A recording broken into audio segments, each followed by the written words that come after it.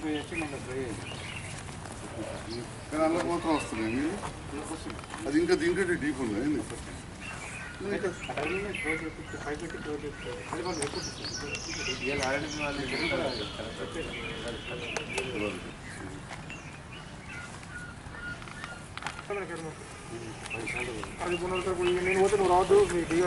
ఉన్నాయో రివైజ్ చేసి పెట్టి ఏమేమి ఒపీనియన్ మేడం అన్నీ నేనేం చూడాలా ఇట్లా ఎట్లా కలుగుతుందంటే నాకు అర్థం కాదు వ్యవస్థ నడుతుందా ఆయన ఇక్కడ ప్లానింగ్ కమిషన్ వచ్చారు లేటర్ అవసరం పడితే సీఎం తో మాట్లాడతారు కానీ విద్య ఎగినాడు చేయాలి ఊరికి ఈ బాబా మా తాతనే పైసలు యూనిట్ తెచ్చాడు IDSMT funds central integrated development of small and medium towns అని సెంట్రల్ కంపౌండ్ పెట్టరాలేదు మాట్లాడుతుందండి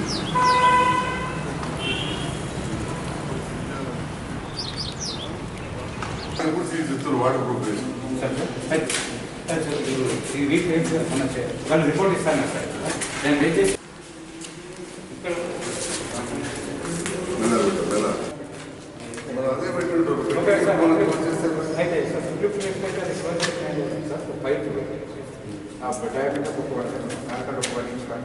పెట్టేసి ఈ గ్రౌండ్ మన ఈ ఐటమ్ పెట్టాలి గ్రౌండ్ ఐటమ్ పెట్టేసి సైడ్ మొత్తం అదే సార్ సెవెన్ పర్సెంట్ చూస్తే మీరు చేయించేసి ఇలా ఇయర్ 2 రోజులు కూడా వస్తున్నాం కదా నేను చేయించాలని కూడా రమ్మని చెప్తాను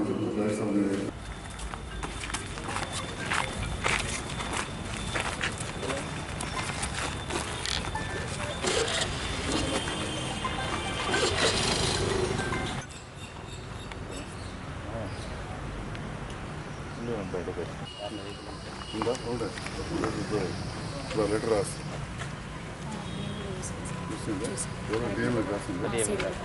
ఎందుకంటే 14-13 ఫైనాన్స్ ఎస్ఎఫ్సి దేనికంటే దాన్ని వాడుకోవచ్చు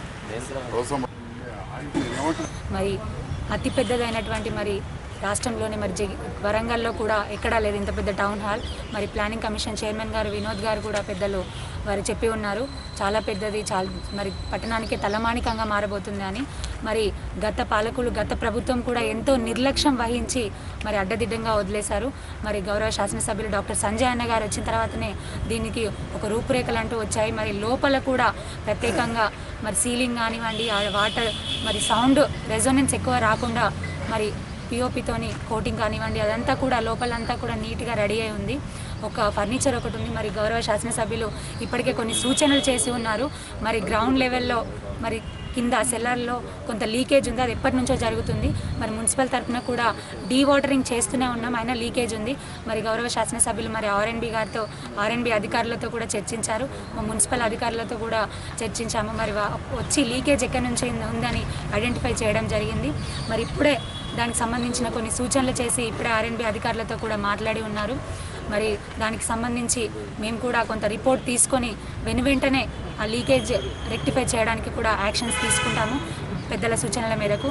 అలాగే పార్కుకి సంబంధించి కూడా మరి మన పట్టణానికే ఉన్నటువంటి ఏకైక పార్క్ ఇంతకుముందు మనం చూసి ఉన్నాం. గతంలో కూడా మన కౌన్సిల్ వచ్చిన కొత్తలో మరి సరిగా జిమ్ ఎక్విప్మెంట్ పెట్టలేదు, అసలు క్వాలిటీ లేని ఎక్విప్మెంట్ పెట్టారు. అవంతా మనం మొత్తం తొలగించి వేయడం జరిగింది. మరి ఎలాంటి ప్రమాదం కూడా జరగకుండా అక్కడ యూజ్ చేసే వాళ్ళకి. మరి రివైజ్డ్ ఎస్టిమేట్ కోసం కూడా ఇప్పుడే వారు ఇంజనీర్ గారితో కూడా మాట్లాడి ఉన్నారు శాసనసభ్యులు సంజయ్ అన్న గారు.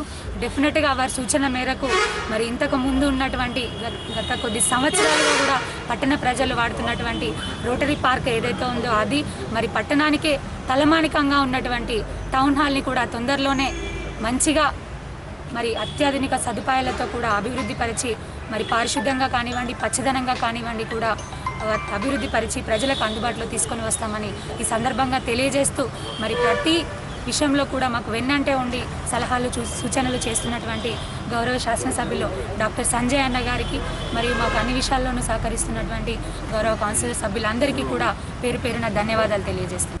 పట్టణంలోని టౌన్ హాల్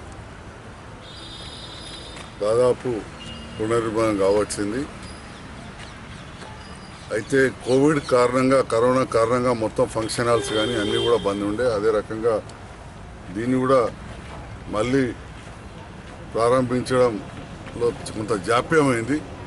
దాంతో పాటుగా సెల్లార్లో అండర్ గ్రౌండ్లో 25 సంవత్సరాల నుంచి చెప్తున్న విషయమే, కొంత వాటర్ లీకేజ్ మాత్రం ఇంకా కూడా కొంత ఉన్నది.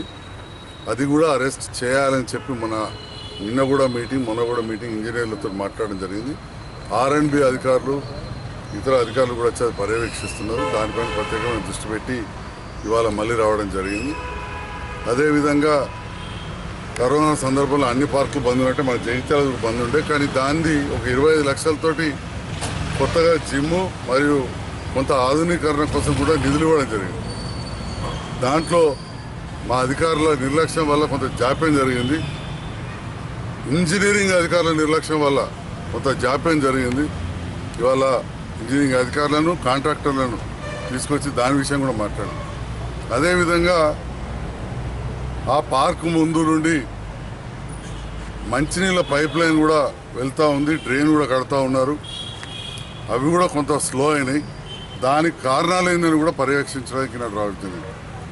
మన ప్రభుత్వం నిధులు ఇచ్చినా కానీ కొన్ని పనులలో జాప్యం జరుగుతున్నది కాబట్టి ఇంకా ప్రత్యేకంగా నిన్న కూడా ఈరోజు నేను, చైర్మన్ గారు, కౌన్సిలర్స్ము, అధికారులం ఫీల్డ్ విజిట్ ప్రారంభం చేసాం. నేను ఇక ఇప్పటి నుండి కూడా ఎప్పటికప్పుడు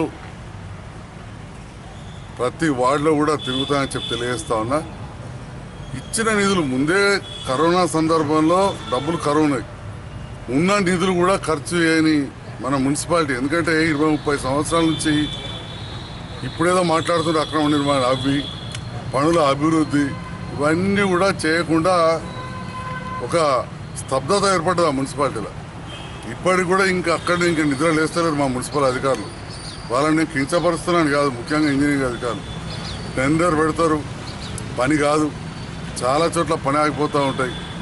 ఏదైనా అంటే ఇది రాలేదు, అది రాలేదు, లేదా పైనుంచి మాడిఫికేషన్ రాలేదు అంటూ చాలా డిలే చేస్తూ ఉంటే ఇవాళ ముఖ్యంగా ఈ కొత్త బస్ స్టాండ్ నుంచి పోయే డ్రైన్ కట్టే విషయంలో కానీ, వాటర్ పైప్ లైన్ విషయంలో, ఆ పార్క్ విషయంలో చూడడానికి రావడం జరిగింది. అదే సందర్భంలో టౌన్ హాల్ కూడా చూడడానికి రావడం జరిగింది. మరి ఆ డ్రైన్ కట్టాలంటే కూడా ఆ కరెంటు లైన్ ముందేసిన కరెంట్ లైన్, ఎందుకంటే రోడ్డు వెనుకకి జరిగి కట్టినాం. కొత్త బస్ పార్క్ ముందు, టౌన్ హాల్ ముందు, కరెంట్ ఆఫీస్ ముందు, ఫైర్ ఇంజన్ ముందు, ఫైర్ స్టేషన్ ముందు వెనక్కి జరిగాం. కాబట్టి కరెంటు లైన్లు కూడా పక్క జరపడానికి అప్లికేషన్ పెడితే అక్కడ కూడా డిలే జరిగింది. ఆ ఎలక్ట్రిసిటీ అధికారులు, కరెంటు అధికారులతో కూడా మాట్లాడి అవి కూడా షిఫ్ట్ చేయమని చెప్పడం జరిగింది. ఈ పనులన్నీ కూడా వేగవంతంగా చేయాలని చెప్పి నేను గౌరవ కమిషనర్ గారిని కోరుతా ఉన్నా. కమిషనర్ గారు మొన్ననే 2-3 నెలల నుంచి వచ్చినప్పటి నుండి కొంత వేగం అందుకున్నది, ఇంకా కూడా వారిని కోరుతా ఉన్నా. అదేవిధంగా మా మిషన్ భగీరథ ఈ చరణ్, వీళ్ళందరూ కూడా శ్రవణ్, వీళ్ళందరూ కూడా ఇప్పుడు నా వింటున్నారు.